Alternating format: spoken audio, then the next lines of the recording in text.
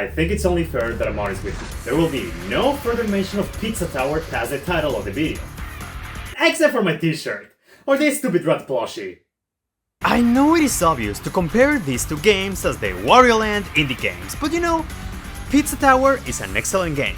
AntonBlast is a fantastic title, not because of their roots or similarities, but because of what they do on their own merits. And that is exactly how I want to review AntonBlast as. And besides, why make them fight? After all, Anton and Pepino are canonically married. The only reason I put Pizza Tower in the title and in the thumbnail is because that game always performs great on this channel. It's clickbait, I know, I'm not excusing myself, but I do need to pay rent. So congratulations everyone, this was a trick, I deceived you. But now to make up for it, I'm gonna give you a lot of reasons to play another fantastic game. So let me introduce you to AntonBlast. AntonBlast! AntonBlast is a game I came to know after people wouldn't stop recommending it to me after I religiously played a certain other indie game. I checked the trailer and I really like what I saw. It seemed like a really fun platformer with a fun art style, tons of personality and lots of explosions. Needless to say, it looked like a game I will genuinely enjoy. Fast forward a few months later and a demo gets released on the Switch. I give it a shot and I'm gonna be honest with you, I was not impressed with what I was playing. Like, I don't know what it was, but the game just didn't feel very fun. Maybe I just wasn't in the mood, but my overall thoughts were, it's just alright. But you know, something else crossed my mind.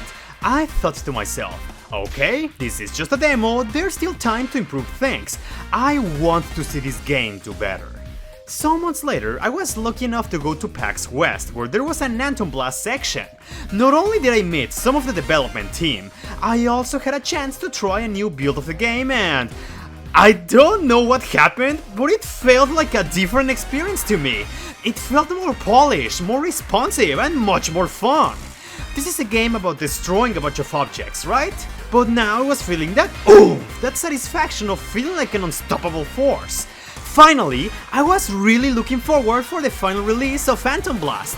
And not just that, by talking to the devs, I could see their passion, their genuine faith on making this game a success. And now they prove it to me, thanks to the improvements that they made.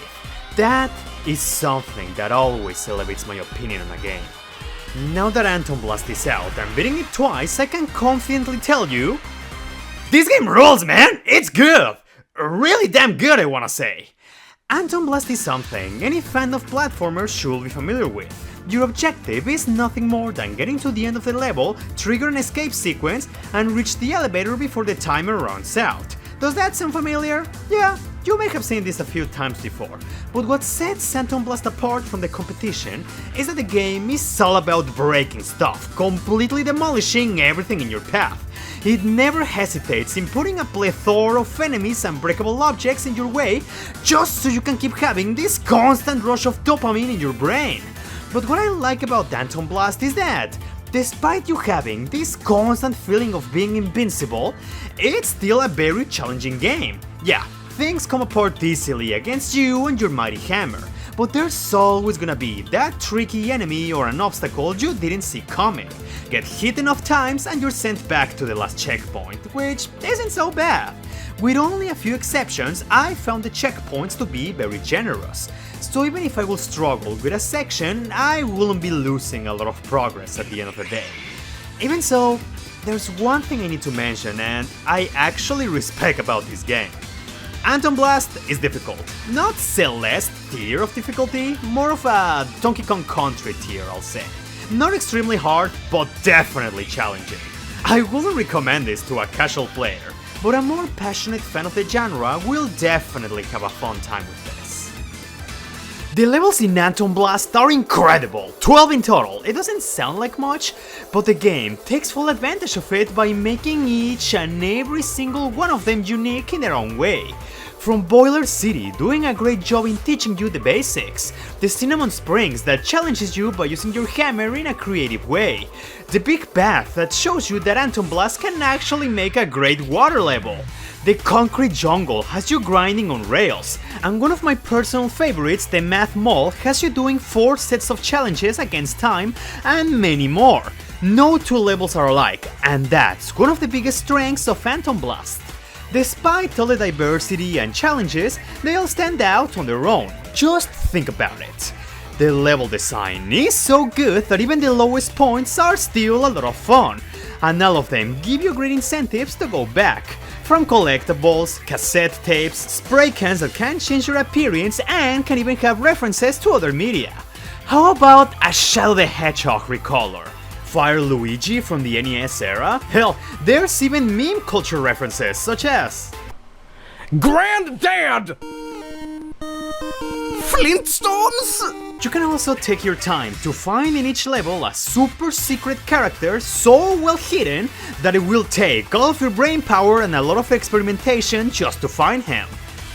Or you can just do what I did and search for the locations online, that too. But the point is, these levels are not just one and done. You'll definitely find yourself coming back to them a few times, it's awesome! However, not everything is perfect. If I had to mention an issue they all share though, they're long. Very long. And I'm serious. Some of these levels feel like marathons. Don't be surprised if some of them end up taking you between 20 to 30 minutes to complete. It's a lot, especially for a platformer. Sure, AntonBlast levels are meant to be replayed a few times, even more so if you're going after all the collectibles. But the time trials prove that these levels can be beaten in a more reasonable amount of time. But here's the thing. Time trials are like the highest skill level in this game. No, I'm serious. I didn't do all of them, but they are so forgiving, asking that you're familiar with every single aspect of a level. Secret rooms, crazy locations, enemy placements, potential detours, all while having a very small margin of error. Yeah, you can beat these levels fast, but that is simply not happening on your first time around. I love the game, and of course the levels, but I would be lying if I said I didn't have to take constant breaks every now and then. And it's not just the levels, I also felt this with the boss battles. I am usually not the biggest fan of bosses in platformers, mainly because most of the time they tend to boil down to just wait a few minutes until they expose themselves, hit them once, and repeat the process all over again. It's not always terrible, but I prefer my platforming bosses to be more fast, involving, you know? AntonBlast has like the two spectrums. It has bosses with some waiting times, which again, I think are just fine. Also for some reason, all of the waiting bosses are moles, I just noticed that. But it also has some where you can freely hit them whenever you want while you're still wary of their attacks, and yeah, those were easily my favorites of the bunch. I feel these battles encapsulated perfectly the spirit of AntonBlast. Even if sometimes they drag on a bit to my liking, they still kept this essence of smash, smash, smash, keep the flow going, boom! It's so satisfying to fight these guys, and I'll give them even more credit. Almost all of the bosses love to throw an oddball that constantly had me on my toes, and that's something the game does so well. It is filled with so many surprising moments that you never see coming. Yet, they don't feel out of place. It made these encounters all more memorable. Aside from the technical department, the production values are all incredible too. AntonBlast also has a cartoony art style, very reminiscent of 90s cartoons. Hell, even the main antagonist Satan might as well be a copy of the red guy from Cow and Chicken. But even then, there's just so much expression in the characters and a lot of visual humor that I really enjoy.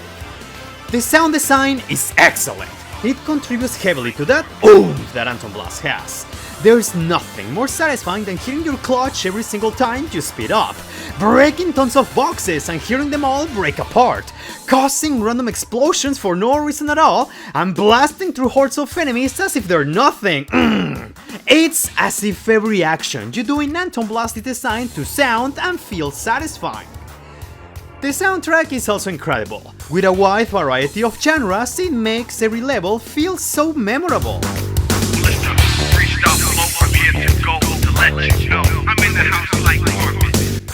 Wait, I have heard this before? Check it out, I'm in the house like carpet. And if there's too many heads in my blunt, I won't spark it, I'll put it in my pocket and save it like rocket fuel. Honestly, I have nothing more to say. AntonBlast is simply a well-crafted and fun game. Despite its many direct inspirations, the game still manages to have its own identity. Like certain sections, mechanics, and even some music will remind you of other games. For example, this song is literally just Studiopolis from Sonic Mania.